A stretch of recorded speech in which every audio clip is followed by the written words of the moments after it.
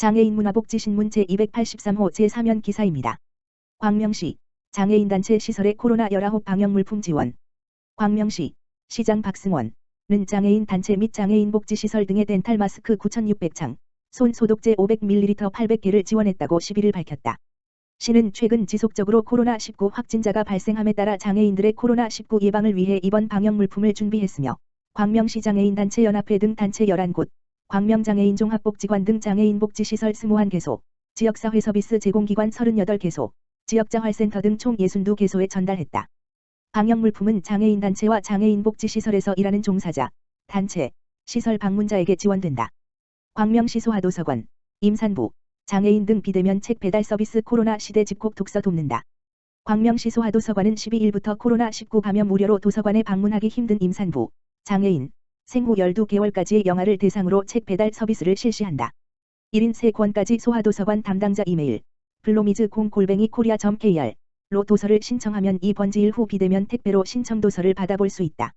평일 오전 9시부터 오후 6시까지 선착순으로 접수한 20명을 대상으로 배달 서비스를 지원하며 택배 발송이 어려운 주말과 공휴일은 신청받지 않는다. 책 배달 서비스는 지난해 코로나19로 공공도서관이 휴관에 들어가면서 책 대출이 힘든 시민의 독서 생활을 돕고자 광명시가 마련한 도서 지원 서비스로 2개월 동안 15,114명의 시민이 53,392권의 도서를 이용하며 큰 호응을 받았다. 시민에게 빠르게 도서를 배달하고자 도서관 직원들이 직접 나서 집까지 책을 배달하기도 했으며 박승원 광명시장도 이를 배달부를 자청해 바쁜 일손을 보탰다. 소아도서관 관계자는 국가의 사회적 거리두기 방침이 지속적으로 연장되어 시민의 피로도가 증가하고 마음의 여유를 잃어가는 시기에 책을 통한 위로가 코로나를 이겨내는 데 도움이 되길 바란다고 말했다. 한편 소아도서관은 오는 5월부터 도서관 1층에 주민참여형 도서나눔 서가인 녹색쉼터를 운영할 계획이다. 녹색쉼터의 도서를 비치해 시민들이 자유롭게 독서할 수 있도록 하고 녹색쉼터에 비치된 도서와 개인 소장 도서를 일로 교환하는 도서나눔 활동을 지원할 예정이다. 광명시 노인위원회 세계분과회의 개최. 광명시 시장 박승원은 지난 9일 평생학습원에서 광명시 노인위원회 세계분과, 건강증진분과, 일자리분과, 사회안전망분과 회의를 개최했다. 광명시 노인위원회는 급격한 고령화 사회를 대비해 지역 실정에 맞고 실효성 있는 노인복지정책을 마련하기 위한 자문기구로 지난해 11월 구성됐다. 노인위원회는 노인의 건강증진 및 여가문화 활성화를 위한 건강증진분과와 노인의 사회활동 지원을 위한 일자리분과, 노인의 고독사 예방과 돌봄 사업의 다양한 방안 모색을 위한 사회안전망 분과로 나눠 활동한다. 이날 분과회의에서는 광명시 노인복지정책과 사업 발굴에 대한 세부적인 설명을 듣고 의견을 나누는 시간을 가졌다. 광명시는 앞으로 노인위원회 분과회의를 지속적으로 열어 노인복지 향상을 위한 다양한 사업을 마련할 계획이다. 광명시 청년 시니어 공동창업 지원. 광명시 청년과 시니어가 창업에 힘을 모은다. 광명시 시장 박승원은 청년과 시니어가 각자 가진 장점을 활용해 창업을 할 수 있도록 지원하는 세대융합 공동창업 프로그램을 운영한다. 세대융합 공동창업 프로그램은 청년이 가진 아이디어와 시니어가 가진 기술, 경험, 네트워크, 공간을 활용해 공동창업을 지원하는 프로그램으로 청년 창업 활성화와 시니어의 지속가능한 생산 활동을 돕기 위해 마련됐다.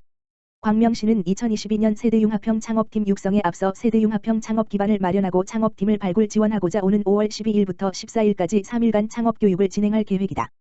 교육은 창업지원센터에서 진행되며 스타트업 초기 단계에 꼭 필요한 기업가 정신, 성공 사례, 비즈니스 모델 개발 및 시장 조사, 사업화 자금 전략 및 정부 지원금 안내, 아이템 선정 및 사업 타당성 분석, 컨설팅 등을 내용으로 총 13시간 동안 진행된다. 시는 교육에 참여할 청년 시니어 5개 팀을 5월 3일까지 모집하며 창의적인 아이디어를 가진 39세 이하 청년과 10년 이상의 기술이나 경영의 노하우를 가진 50세 이상 시민 중 주민등록상 또는 광명시 소재 사업장 근무자는 신청 가능하다. 참여를 원하는 팀은 광명시 누리집 공지사항에서 신청서를 내려받아 작성해 이메일로 제출하면 된다. 교육 수료자에게는 2022년 세대융합 공동창업 사업 신청 시 가점이 부여되며 창업기업 멘토단으로도 활동할 수 있다. 기타 자세한 사항은 광명시 창업지원과로 문의하면 된다.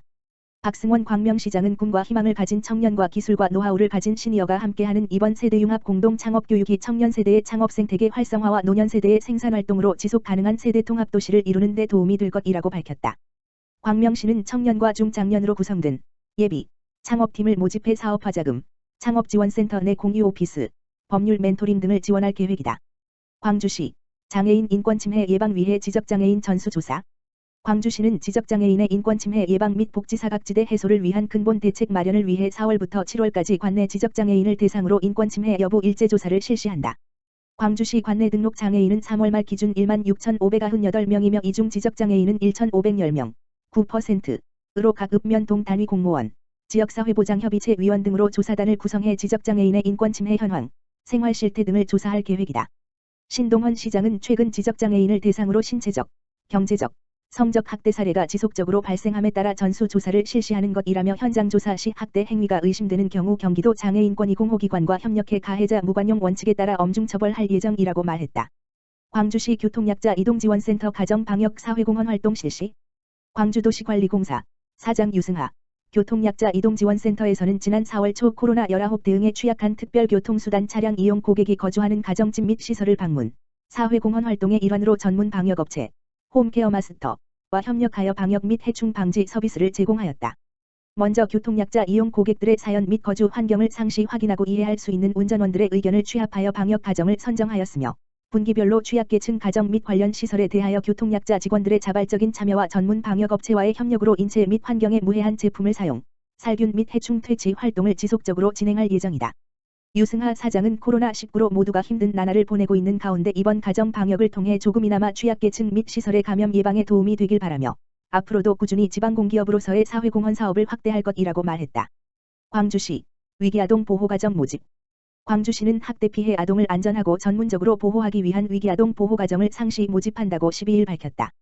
위기아동 보호가정은 부모의 학대로 인해 원 가정에서 분리된 만 2세 미만의 아동을 가정과 같은 환경에서 안전하고 전문적으로 보호하기 위한 것이다.